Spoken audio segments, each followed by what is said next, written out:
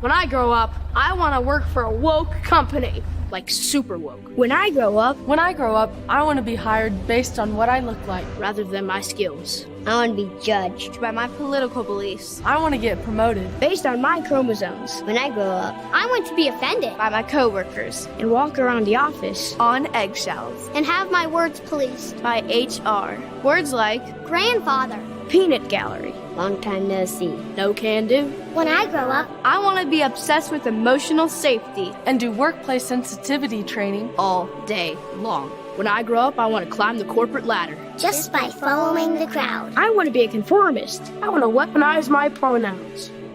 What are pronouns? It's time to grow up and get back to work. Introducing the #1 woke-free job board in America, redballoon.work.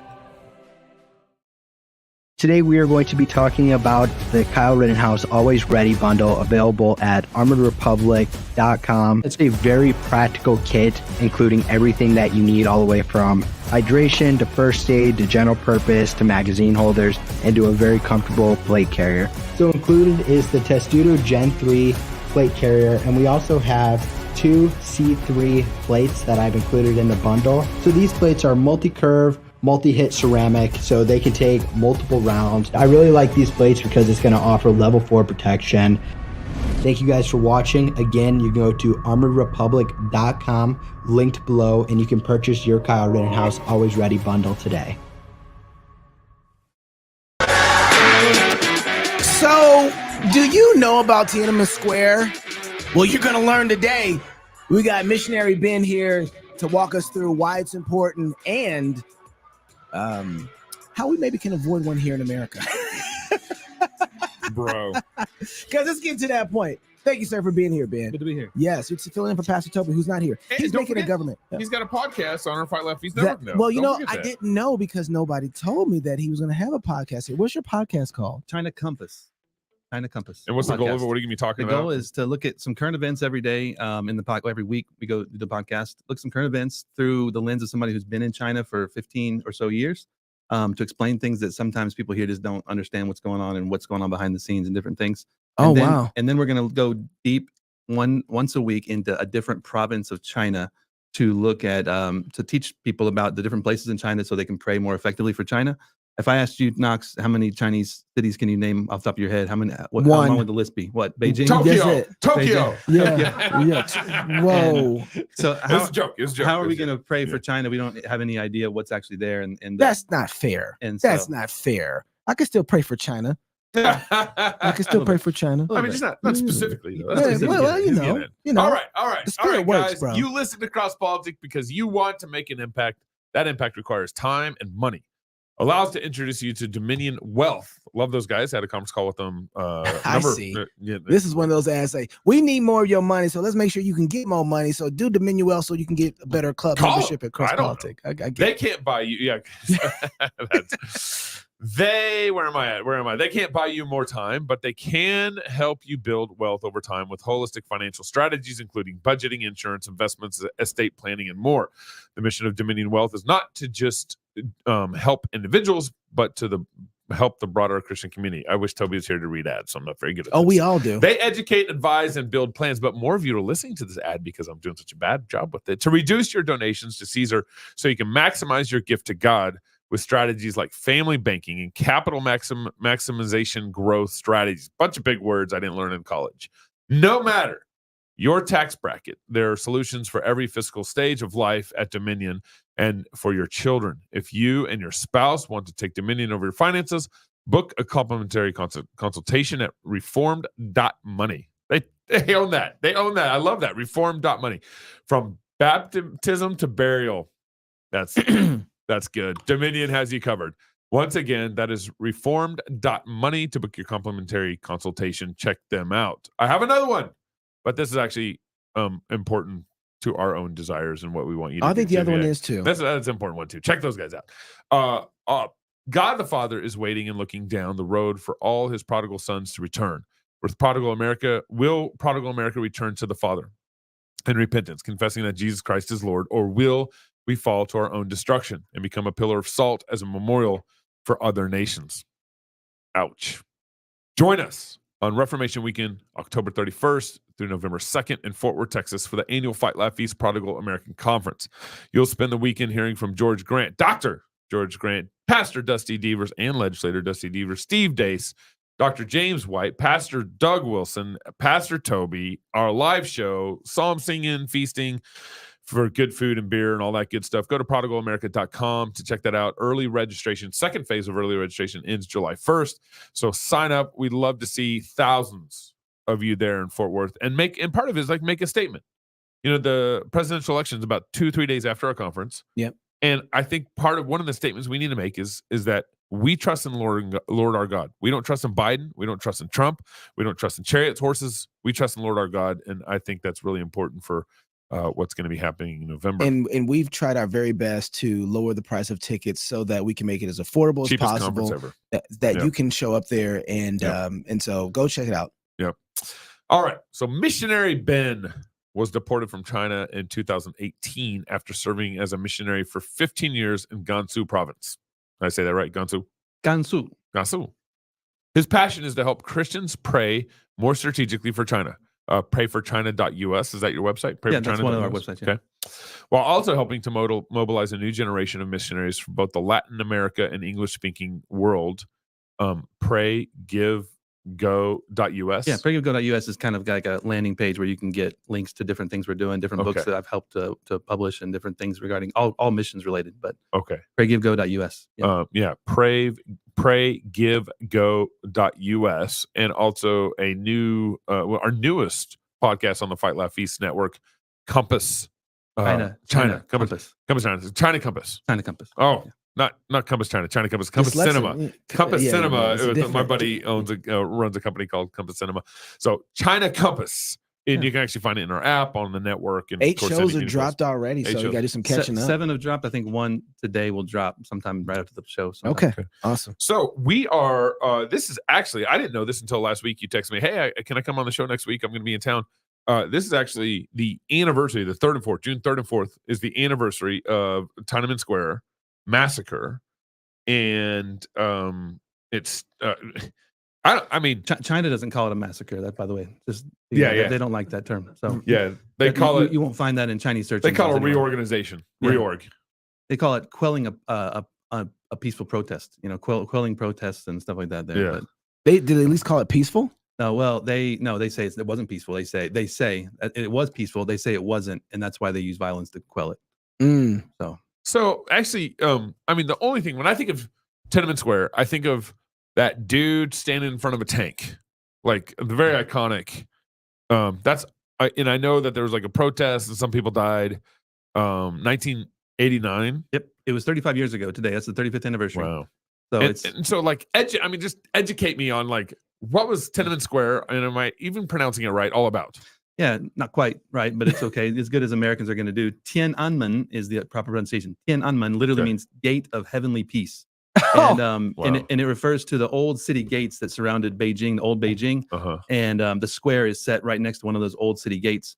I think it might be the South Gate. I forget exactly which gate it is, but it's a big, huge plaza with a mausoleum in the middle. People don't even think this. The mausoleum in the middle of the plaza houses to this day Mao Zedong on ice. Basically, people go by the millions to line up and see him still like.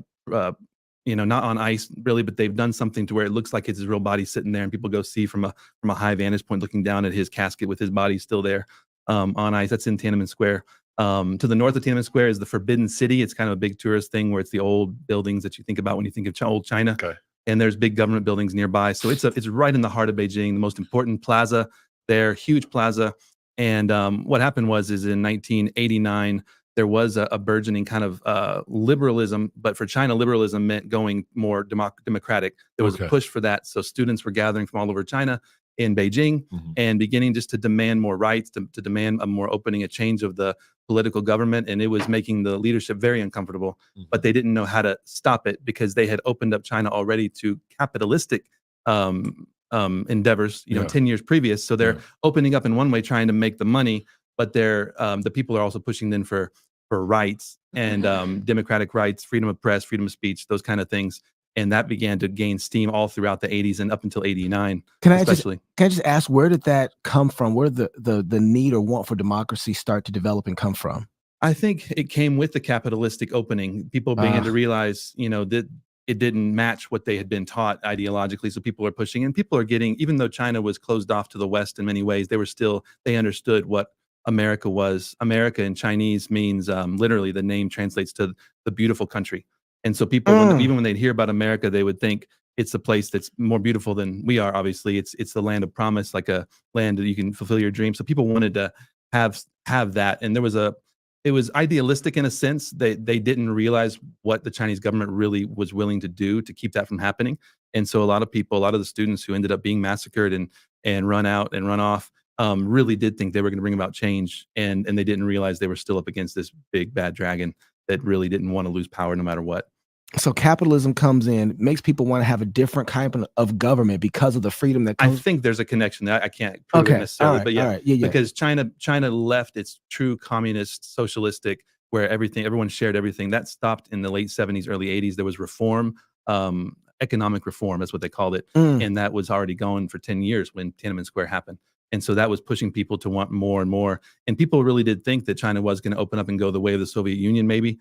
It didn't. The Tiananmen Square was the turning point that really made people think, whoa, we thought it was going to get better, and they've crushed that. And now people really lost hope. And China's maintained the control since then really tightly on the political scheme. Who was the president during Tiananmen Square? I think now you're putting me on the spot here. I should know some of these. I think it was Jiang Zemin.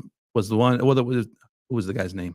I'm getting all mixed up. Deng Xiaoping. Deng Xiaoping. Yeah, Deng Xiaoping. So he was the one, ironically, that brought about the economic reforms. He's known in China to bringing the wealth of China to this day dates back to his reforms, economic reforms. But he's also the one that pulled the trigger and said, send the military in to quell these protests. Same guy. So the protests, how did they start? So it started organically. Students from the major Beijing universities began together. No, it's students. Okay, all right. Yeah, it was students. And it ended up being something where the native Beijing people also encouraged and helped the students and came alongside them. And like that guy in the tank picture, most likely he was not a student. Most likely he was a local Beijing businessman or going to work, and he was standing and showing his support for the students and his and so that's from what I read, most likely he wasn't one of the students, but he was just a Beijing guy that lived nearby that was in support of their movement. Because Beijing typically was, as the capital, was a little more open to the outside world and was not quite as staunchly old China as what parts of China would be. And that's where the protests were the biggest, although the protests were not only in Beijing, they were in 400 cities around China at the same time. There were smaller movements going on at the same time. And they were all stamped out in some way, starting in June of 1989, when the government decided, no more, we can't let this keep growing. We're going to get to the point of no return, and they stopped it before it got to that point. So when did the protests start? They really started, people started to gather and camp. They literally set up a huge camp in the plaza starting in like April of that year. Okay. So it went on for a couple months and grew and grew, and people came and joined, and students are camping. And I've talked to friends, I can't say their names, and I can't even remember one of their names, but who were there at that time. They were missionaries and early missionaries in China, and their stories of them using the opportunity with thousands of students camping. They would go at night when people were drinking or partying or hanging out in their tents, and they would run from tent to tent, throwing bundles of tracts into every tent and trying to share the gospel with the students, because there were Christians among the students, but there weren't that many. And so it was an opportunity they want democracy, but they need to know Christ. And so let's try to share the gospel with these people. Right. And I know a guy who was there when the gunshots started going off, and he had to run for cover, and he was Australian, and got deported. They deported all foreigners in the aftermath of that. And then he got back in a few weeks later and stayed in China for many, many years. Yeah. And worked with me later. I worked with him, I guess I should say, when I first went 20 years ago. So this is interesting. So they get there. What are they doing that starts the shooting? So what happened, again, there was no violence up to a certain point. It was just the students were going to keep demanding our rights. We're going to demand this. And they were doing speeches. They would rotate, have speeches given. What were they appealing to for their rights? They're appealing to the government. And a constitution, or what do they have? Yeah, they were, but these people were patriotic. They really were. They wanted China to be the best China it could be. They wanted China to reform and come into I guess, leave the mistakes behind and become better. And there were people sympathetic in the actual government who were sympathetic to them. They ended up getting dropped and getting culled from the government after the aftermath. wow. There were high ups, like higher people. If you read through some of the articles that I linked to on my on the show notes for today's podcast and whatnot, there are some stories of some of the higher ups who and their names that got deposed because of their support for the students.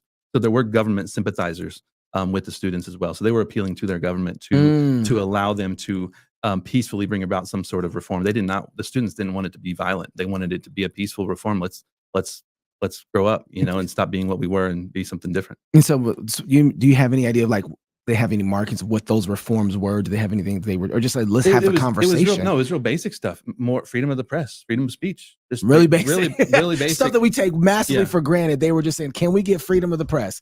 Can we just get free speech? Can we not be stopped from just doing these basic things and having school newspapers where we can say what we want to say and just stuff like that? Really basic stuff. Honestly, it wasn't anything really crazy. So they're going to do this. It's amazing to me that they drive it such a conformity, which is what you do when you're getting rid of free speech. You're driving at conformity. You can't step out of line. You can't, and I remember when we went to me and my wife did a missionary trip to Russia back 2010 or something. A lot of the people in Russia had similar names. Sansanovich, Alexander, and they did that because when they had a kid, they didn't want their kid to stick out. So everyone kind of stuck to kind of certain, names that they all use because they didn't want anything unique because they're afraid of the government. How is China able? I mean, China's got 1 billion people now. How is China able to kind of maintain that kind of conformity?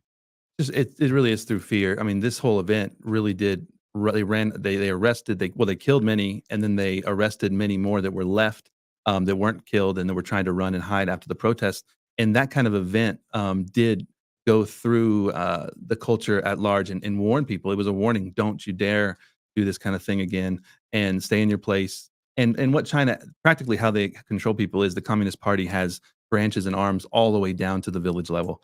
And so through that authoritarian structure, they're able to push the same message all the way down to the village and neighborhood level. And so people are afraid to do anything because they get in trouble with the communist authorities in their neighborhood who answer to the ones higher up and so on and so forth up to the top. And so that's how they practically maintain some of that control. And then nowadays with surveillance, obviously they have everyone's face and recognition and all that going on all over the country. So they're able to do it that way as well. Do you have a number of how many students were there that was protesting? I mean, at one point it was hundreds of thousands that gathered. I mean, maybe not sleeping in there. The square. Oh, in yeah. the square. It was wow. It was massive numbers, tens of thousands at minimum. Many were camping there. And the government used weird things to try to kind of quell it. Well, hey, it's unsanitary. There's not enough bathrooms. There's not enough this, and they tried to kind of come at it from a somewhat peaceful thing for a diplomatic way, and it didn't work, and it just made it worse and grow. And so finally, they insisted and decided we can't let this go on anymore, and they sent military in. And the first wave of military that was sent in was ambushed by some students coming into the city. And so the students, in some cases, the numbers are disputed, but they see the tanks in the picture there. They would block roads, but with buses, and then they would surround the tanks. They set the tanks on fire, burn soldiers alive, and dragged them out, killed them. So there was violence going that direction as well, and that gave it's a good lesson. That gave the government an excuse to do more. But it was definitely escalated by the government. Yeah. I mean, like they escalated. You're bringing tanks in? It did. Oh my gosh. But there's no de-escalation though. Yeah, and so they brought tanks in, and these pictures you're seeing here are probably. Do you de-escalate against a tyrant? I mean, like, how do you de-escalate against a tyrant? That's the thing. They tried to. They killed soldiers and they did this thing, but they weren't ready to fight an actual civil war because they didn't have weapons. I mean, they would literally go in and with their bare hands beat these guys to death. I mean, with what they could grab on the street with a broken pole or something. They had no weapons, and the government did, and they started using those weapons. And there's stories of just random shooting into the crowds and people getting shot in their apartments, just sitting on balconies looking out just from random gunfire going off. So it just became a chaotic situation that the government just used to say, we're going to totally shut this thing down as quick as we can. Ben, I got to ask, so I'm listening to this and I'm thinking to myself, in America, when we had the civil rights movement and the black people were marching to try and go from one place to the other, they're going to get arrested if they get there. We had cameras that would basically, and this is just like 20, 30 years before this, right? Well, actually, 50 years before this, 30 years. 1989, yeah. So, and that gave the people at home watching this some sort of conviction, like, no, we don't, seeing people getting bit by dogs, the fire hydrants being opened and sprayed. We didn't want that. We're like, we don't like that. It's another person made in the image of God. No. Why is it that nothing clicked inside of the rest of the people there to see folks getting tanks sicked on them and getting? Well, they didn't see it. There's no freedom of the press. So so that nobody knew this was happening? No. I mean, through the grapevine, through people sharing with friends, but this is before cell phones, right? So this is before they could easily share. It's all word of mouth. But this is 89. Word of mouth. Yeah, it's word, but still, the TV would have been pro-government and all of this stuff. And so the TV would have shown and would have painted it and propagandized it to where it was the students' fault and they started it, and it would have been twisted a certain way. Now, people know better. The Chinese people at the time would have known that this was a bad deal that happened, but they were kind of felt forced into silence because they were also scared because now the government was going after everybody. So how do we get the information then? Because eventually we find out in America this is going on. Oh yeah, no, we knew immediately. The foreigners knew because we had foreign diplomats and foreign media was there, but that's going outside, not inside. Okay. And so inside China, their media is controlled by their government. And to this day, Right. you can't be in China right now and Google Tiananmen Square and find anything on Tiananmen Square within China. No, it's all blocked. It's all. And I read this morning an article, or was it last night, that even YouTube and Google in America does limit what you find, even around the world on Tiananmen Square. They've erased a lot of old pictures from the thing. Who knows why or where? I don't know. But that's what I was reading just earlier today. Well, you let Naomi Wolf answer that question. She'll tell you real quick. China. Yeah. Right? Like China. They slowly, yeah. That's interesting. So I guess so this came about because economic freedom or some version of capitalism, whatever you want to call it in China, started happening. So some sort of it was paralleling what happened in Eastern Europe and in the Soviet Union. You had this movement towards like almost inevitability. Communism is going to fall. It's going to fall. Yeah. And it was paralleling that, and the people kind of had an idea that was happening in other places, and they thought, well, China's going to go that way too. And China's government just happened to be better organized and more defiant and say, no, we're not going to let that happen here. And they were able to come in and just forcefully. So what I'm getting at there is like this economic freedom started to happen, and the students are like, hey, we want more then. We want free speech now. So it's like the economic freedom kind of fed. I think there's no way this would have happened 10 or 15 years previous when there was no money and people couldn't travel. They had no way to go. They weren't going to school. School was shut down in China for a long time during the communist era. And I say proper schooling where you could choose where you go to school and stuff. And so none of that would have happened without the reforms that were already beginning. So it was that students were taking the reforms to their logical conclusion, what they thought was, and the government said, no, we want reform, but only to a certain point, and then we're not going to let this go any further. We're going to maintain this. So let me ask this question. Go ahead. How many government employees, soldiers are there in China? What would you think? Oh, good grief. Tens of millions, 100 million or more. 100 million government. I mean, the soldiers, bureaucracy is not soldiers, but government employees, everything. The bureaucracy is massive in China, just absolutely massive. And if there's 1 billion citizens, so 10% are controlling the 90%. Oh yeah, and I mean, here's the deal: Communist Party members in China don't even number 100 million, less like 60 million, I think it is, something like that. And so there's probably more Christians in China than there are Communist Party members, actual card-carrying members of the Communist Party. Interesting. And so the vast majority are just in that middle where they're content if they're making enough money to survive and eat their food and kind of live comfortable lives. But they're not full communist, and they're also not Christian. The vast majority are in that middle, kind of agnostic, atheistic, just live your life, make a lot of money deal. So how many? I'm sorry, one more question. Go ahead. So how many Christians? You said there's 60 million card carrying the CCP. How many Christians do you think there are in China? The estimates run from around that number up to 120 million. I mean, there's no way to know for sure, but yeah, they're most likely. Again, it's hard. It's really hard to say, but anywhere from 50, 60 million up to 120, 30 million Christians. If capitalism at that time is starting to have an effect on the people in China, to the students are saying, again, just because not true capitalism. No, I some version. Fair enough. Some sort of opening economic, manipulated version of capitalism that people are getting a taste of, a whiff of. They're smelling the odor of it. Okay, and it's a beautiful odor. But if that's happening then in the 80s and it's causing this, what about now? There's no way they can have a tighter grip on the educational system than they had then. People are obviously, I mean, we're doing so much work with China back and forth than we ever had before. All the nations are. So there's a lot more wealth, I'm guessing, that's happening in China too. How are they able to keep that from happening again? I think China's security apparatus has just grown. They learned from Tiananmen Square, and they've never let anything get even close to that point again. They've been able to quell anything that comes up earlier on in the process and keep that from gaining momentum to this particular point.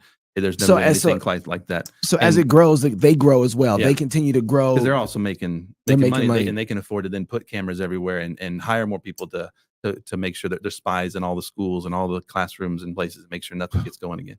So they're able to do that too with the wealth that's gained through the capitalistic endeavors. So that's what they've learned from Tiananmen Square. What is it why is this important to us and where we're at currently right now in our government? I don't know how to answer it exactly, but I do see there are similarities. There are parallels with how our DOJ is going after dissidents and people they deem problem people, and how China went after the dissidents in the aftermath of Tiananmen Square.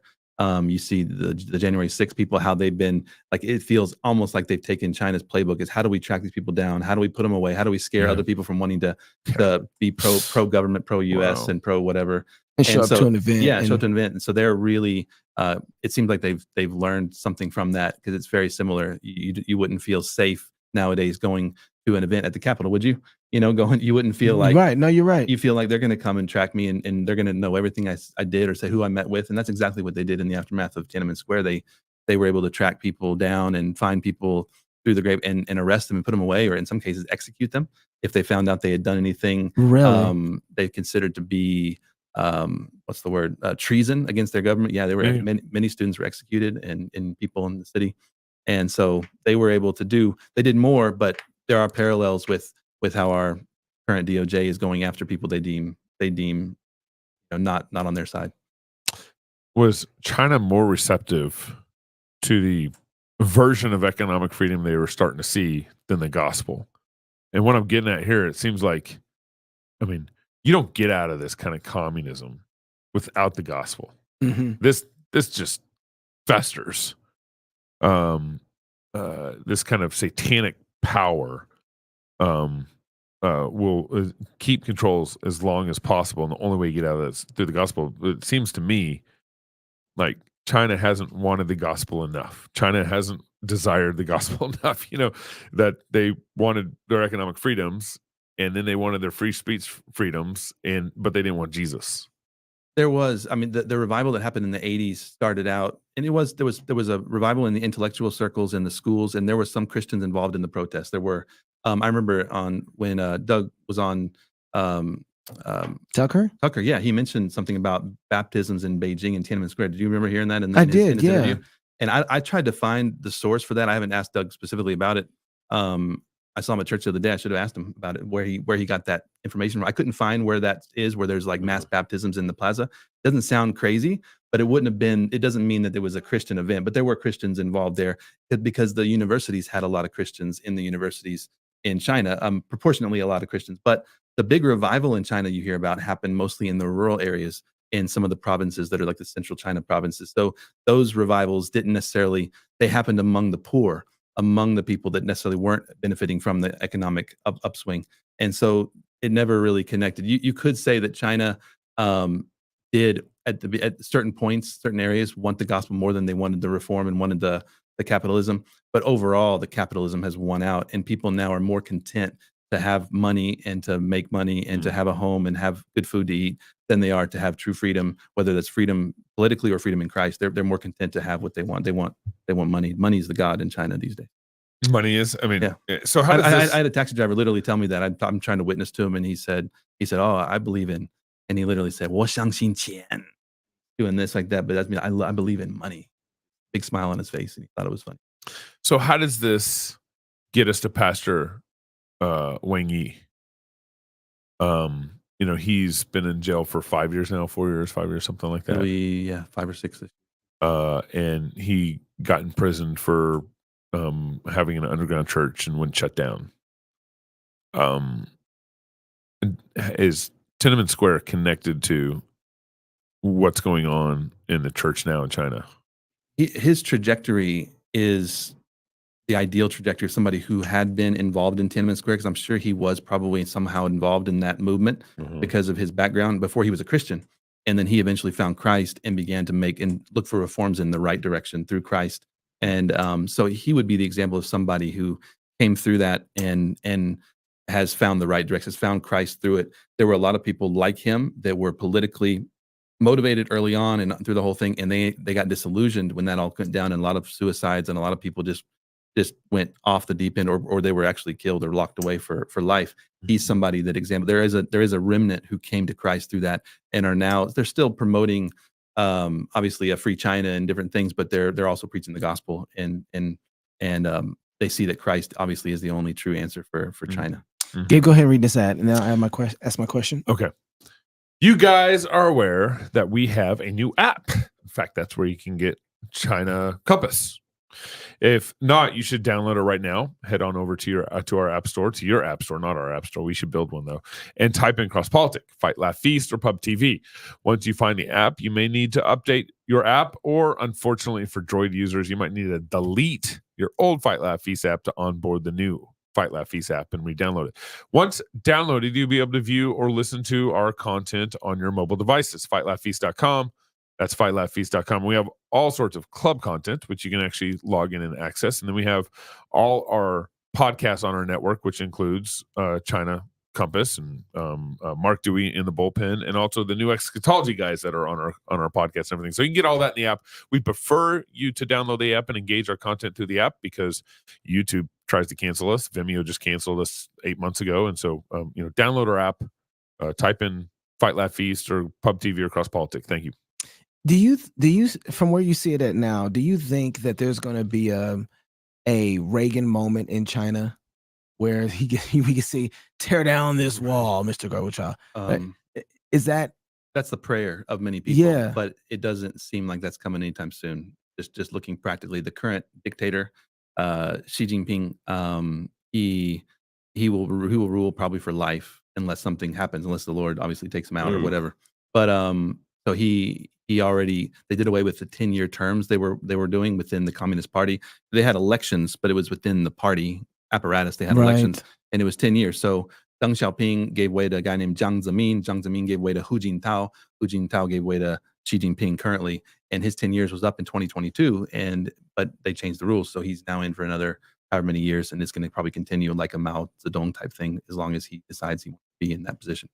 And so you go ahead. No, it's just it doesn't look good from the outside right now as far as any kind of real reform in that sense. But obviously things can change, and the biggest point would be, I think, if China really went through physical economic hardship, the people would, because they've gotten so comfortable, they would potentially push back if things got bad enough on the ground for them in as far as their comforts go.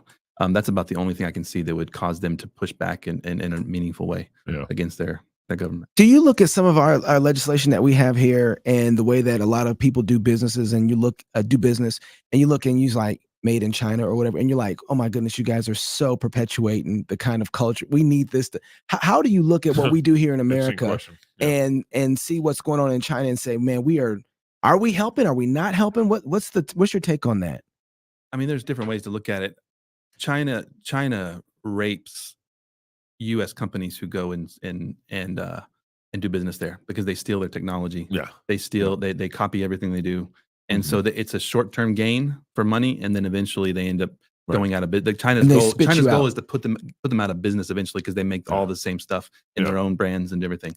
So it's not a long-term winning strategy to do business with China. But when I see stuff made over there and all that things, I've lived there long enough to know that there's good people working in the factories doing the stuff, and if it works through as a free society, capitalistic buying and selling, then let them do it. I don't have a problem buying Chinese stuff. But it's dumb for American companies to sell their soul to China in that sense, because they're going to lose that game. So when you see the NBA, especially like you got black guys going over there who are just like not saying anything at all, and stuff happening in the NBA. Again, it's short term for them to make a bunch of money but long term, it's not going to look well. Oh, that was the guy that was in China's, in bed with China. In the history, looking back at those people. So what are the Christians doing that are there? Because they know they have a problem. They see what's going on. If you're in China, you're a Christian, and what's your play? Currently, the play is more or less survival. It's really tough. Persecution's gotten worse the last few years. People have a hard time just meeting in churches at all. Even underground churches are full of people. There's tracking devices and surveillance that makes it hard for even small groups to gather sometimes. And so right now there's a feeling of just survival. We want to meet, we want to fellowship, we want to grow in the Lord. We want to train our kids and not send them to the government school. So they're trying to figure out how to do that when it's illegal to do that in China, and educate your kids at home. It's not legal, but people do it, and you have to find ways to do it. So it's still a survival mode. They've got Christians, I wouldn't say on the run, but definitely trying to survive. So there's not a whole lot of a movement to really push any kind of true reform. But the reform will come when more and more Chinese are won to Christ. And that grows to a point where it will have to affect China in a bigger point. When there's Christians in different strata of society and affecting different ways and policies, there will be change, I believe, in the future. How do you, give? I mean, I'm thinking about COVID. When all the churches shut down with no real major pressure points. China's got some major pressure points with the church going underground and stuff like that. Worship is central to us. I don't really know if I have a specific question there, but like how, I don't know what I would do on the ground if I was Pastor Wang Yi, knowing I'm going to get arrested, not there to raise my child, knowing that it's persecution, knowing that God works this way, but it seems so dark there. And so impossible to do church on Sundays. What battles do you pick? I mean, we talked about this with COVID. Like, okay, we'll pick, we'll pick some battles. I don't know. Would love to just kind of talk through like what calculations are you thinking? And I can only answer from a small perspective because we lived in one area in one region and kind of understand how things work there. But in other parts of China, there was more freedom and still probably is in some provinces in the east.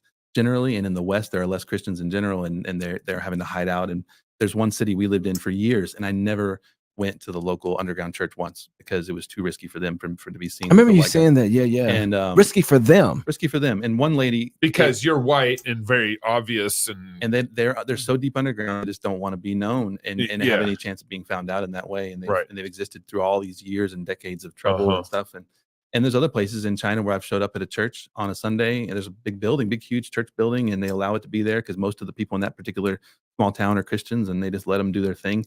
They don't let them go out and evangelize, their neighbors or across the river or whatever, but they can be Christians in their area and feel it relatively freely. So is that Chinese nationalism? What is that? And Christian Chinese nationalism. Go ahead. China. So they do allow religious freedom, they say, within certain spheres, but then they continually try to narrow those spheres and put rules and regulations even on top of that too. So and as long as it's not a threat to, as long as it's not a threat, they generally kind of hands off, but they see it as a threat most of the time. And so Christians run into trouble everywhere typically because it's a threat for them to share the gospel with their neighbor. That's considered a threat because you're trying to then share what you believe with somebody else. You're allowed to be something yourself, but you're not supposed to share it with other people. If only we can get Christians to understand how dangerous the gospel is. They get it. They get it, right? We can't get Christians to understand that the gospel itself is going to have a massive effect on the government. We just think, just share the faith. It's not really. No. It has implications, and at least the Chinese government understands those implications. Well, in my case, they used the whole city surveillance apparatus to track me down over a period of a couple of days because we had given out a few thousand tracts and Bible portions. So they're that scared of the written word even. To use the whole city surveillance to track my vehicle down in a city of 3 or 4 million people to a back alley where it was parked, and then to send half a dozen police officers to my house to question me and take me in for questioning, interrogate me, and eventually deport me. I mean, all that was done because of the written word being spread. That's such a scare. But they were right. They should because Christ is Lord, they really should be that afraid of what can happen if somebody believes the literature that you're writing down, because it has implications for how they do everything in their society. And and it's really sad to say this. And as you're talking about this, I'm realizing Christians in America don't believe that. We don't believe that it has implications through every aspect of society. And they do. And so you got to go. You're a free radical that can destroy the whole. One guy handing out tracts is a free radical that can make the whole. Shows you how fragile it really is. That can happen. Yeah, you know. So wow. And there's others. I mean, there's many others that have had that.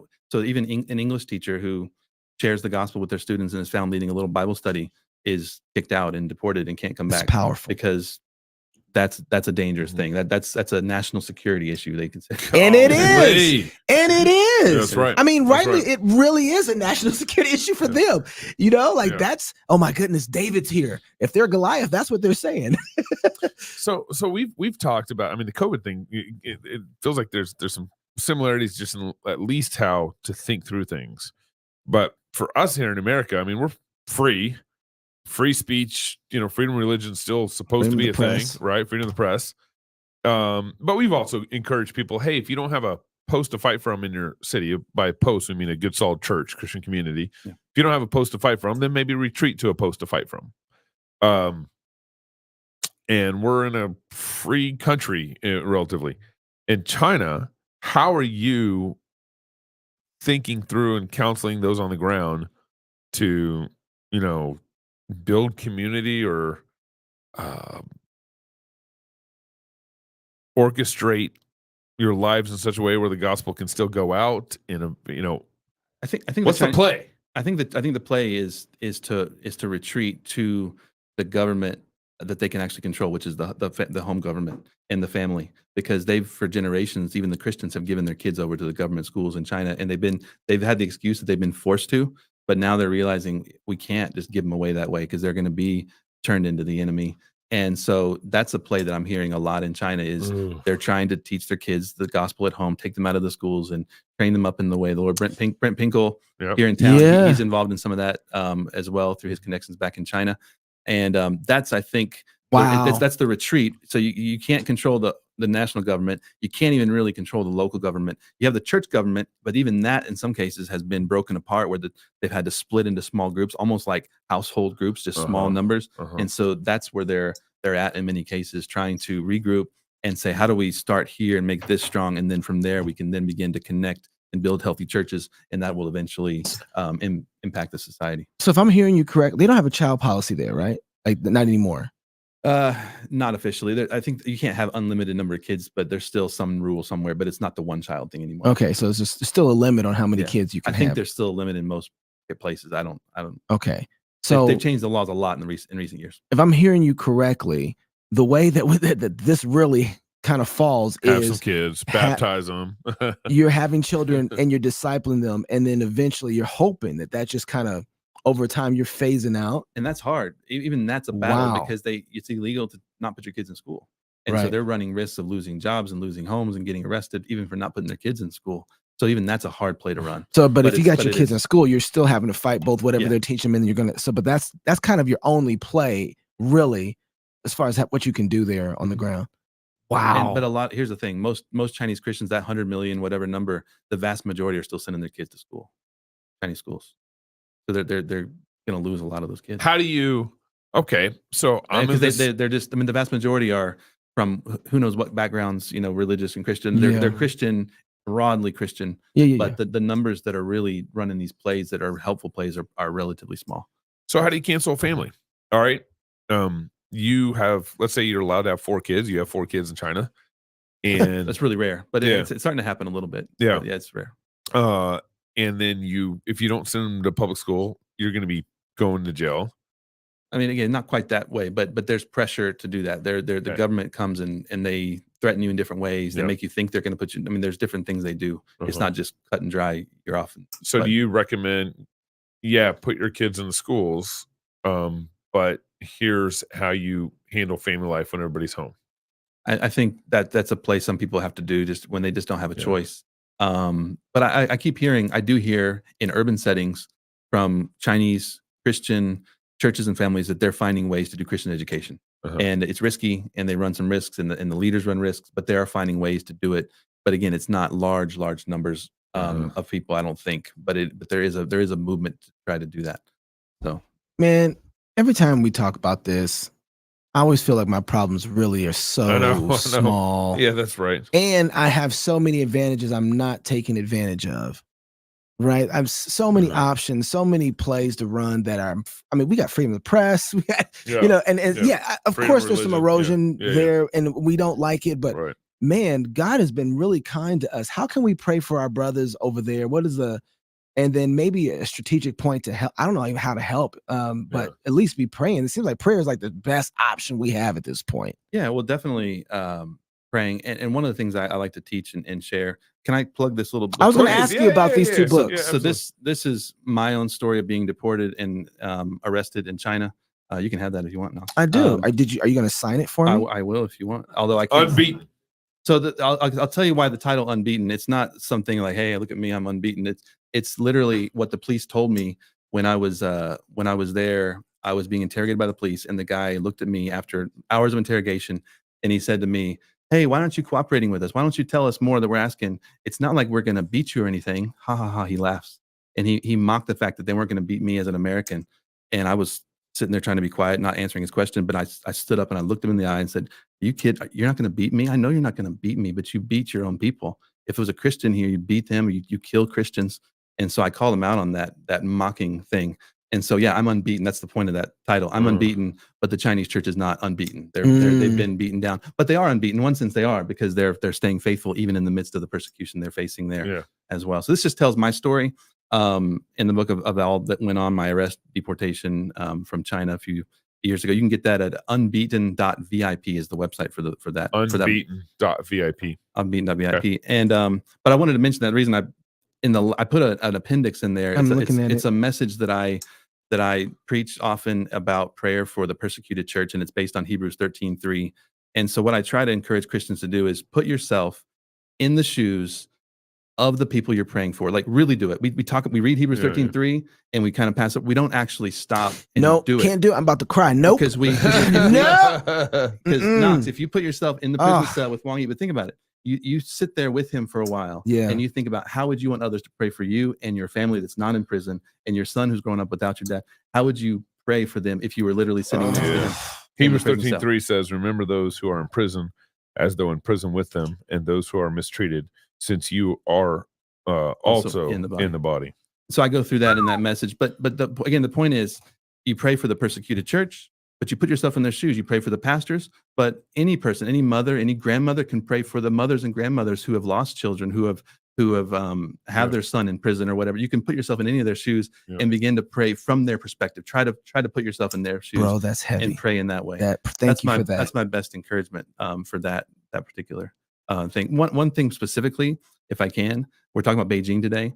I know a family living in Beijing right now. I can't tell you what country they're from. They're from an English-speaking country. I can't tell their names, can't tell you anything about them just for safety, but they're there. They've been there for more than 10 years, all through COVID. They've suffered. They suffered greatly. Just isolation, no good church nearby. They can't leave, even if they wanted to, because they're fostering a little Chinese boy, and the adoptions have been shut down. So if they leave him behind. So they're not leaving. So they support themselves, teaching English, different things. Anyway, just pray for that family. And I can't say their names, but they're there. Fairly large family, number of kids, and they've been serving for many years there in the outskirts of Beijing. Wow. So pray for them. Yeah. What's this other book you have? This is a book that I helped at Borden of Yale. The story of William Borden. The reason so this book, I edited the book and wrote the introduction for it. Borden was on his way to serve as a missionary in China. This is actually a good segue into one other thing I wanted to mention. He never made it to China. He died in 1913 on his way to China. But God called me 90 years later to the same city in China, same city that he was heading to work to. I didn't know his story at the time, found out later of his story, and then found out in February that I'm related to him. We're distant cousins. Shut up. My dad ran into this through genealogy stuff. It's legit. I said, "Are you sure?" He's like, "Yeah, I'm sure." And he showed me the stuff. And so pretty cool thing. So I'm connected to him in the multiple ways, both in place of ministry and also literally related to him. We share the same like great grandfather somewhere down the line. But my point being is, besides praying for China, it's possible to go. Like anyone in this room, I guarantee, could go to China next week. I can't go. I'm banned for at least 6 years now. any of y'all could go, and you could probably find Christians just by, I mean, there's a lot of different ways to do it, but you could encourage Christians yourself, talk to them. You could share the gospel with random people you meet.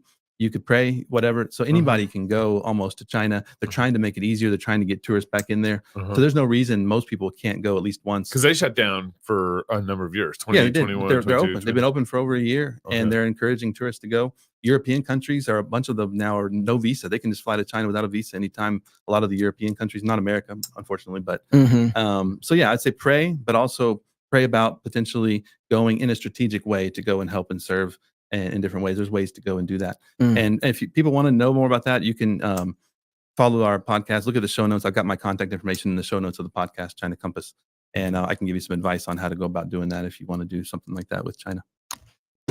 Well, Christians, y'all know what to do. Yeah. Go before the Lord in prayer That's for our great. brothers and sisters. Thank you. That was heavy, bro. Yeah, man. That was heavy. Thank you. Appreciate it.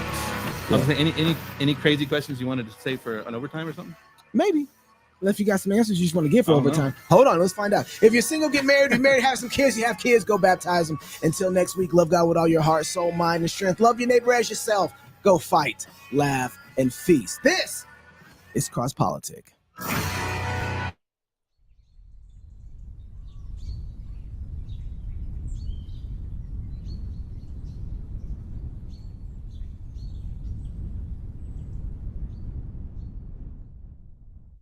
We live in a culture built upon lies, where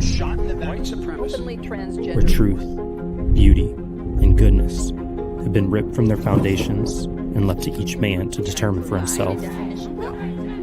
The Christian is to be a light in the midst of this dark world, and yet for decades, we have sent our children to be educated by those living in the dark. Public education, secular in nature, has finally arrived at its natural end. The utter absence of God from all instruction and the imposition of a state-sanctioned worldly morality.